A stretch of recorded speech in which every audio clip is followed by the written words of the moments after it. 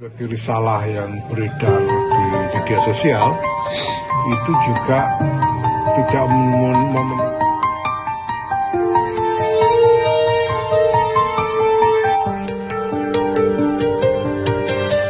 Ketua Umum Pengurus Besar Nahdlatul Ulama, PBNU, Yahya Holil Stakuf atau Gus Yahya buka suara mengenai tudingan bahwa dirinya terafiliasi dengan jaringan Zionisme.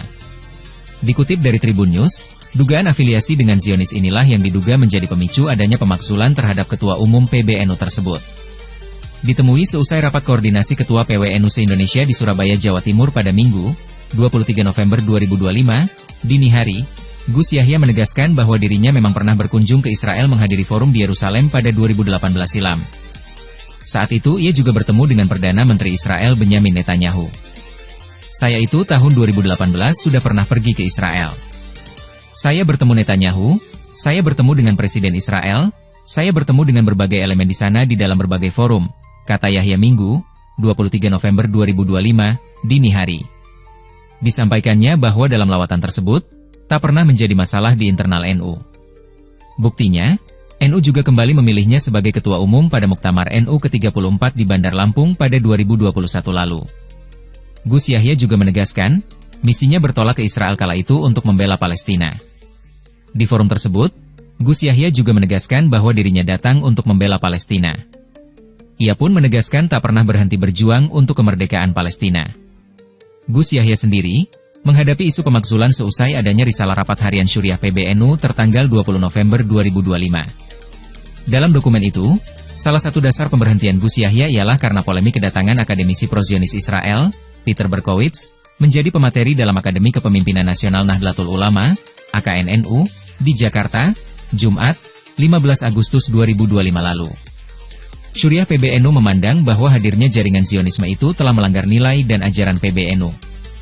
Merespons risalah tersebut, Gus Yahya pun menegaskan dirinya tak akan mundur dari Ketua Umum PBNU.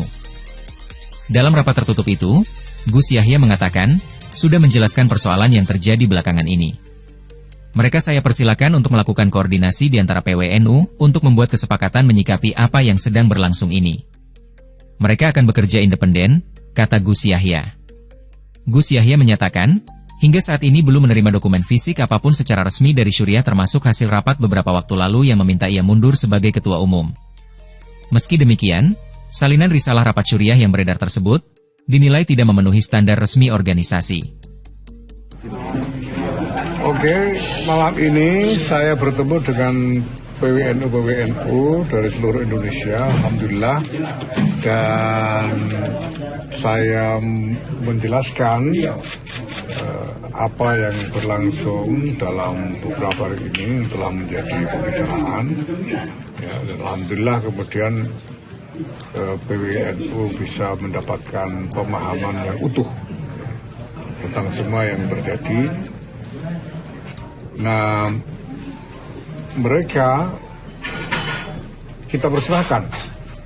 saya persilahkan untuk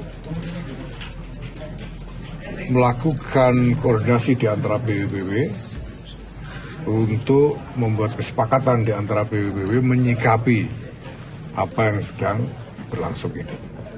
Ya, jadi mereka akan bekerja sendiri secara independen. Kenapa? Karena NU ini bukan cuma milik PBNU, apalagi cuma miliknya Yahya Holil Stakuf saja. Ini milik sebuah orang, masing-masing yang menjadi pengurus di sebuah tingkatan itu punya tanggung jawab dan wewenangnya. Dan karena ini masalah yang berpotensi punya dampak nasional, maka ya mereka juga berhak untuk bertindak untuk melakukan upaya-upaya dalam rangka mencari maslahat bagi NU ini. Itu yang pertama. Yang kedua, saya belum menerima secara fisik surat apapun dari Syuriah. Ya, sampai sekarang secara fisik saya belum menerima. Adapun yang disebut sebagai risalah yang beredar di media sosial itu juga tidak memenuhi standar resmi dari dokumen resmi organisasi.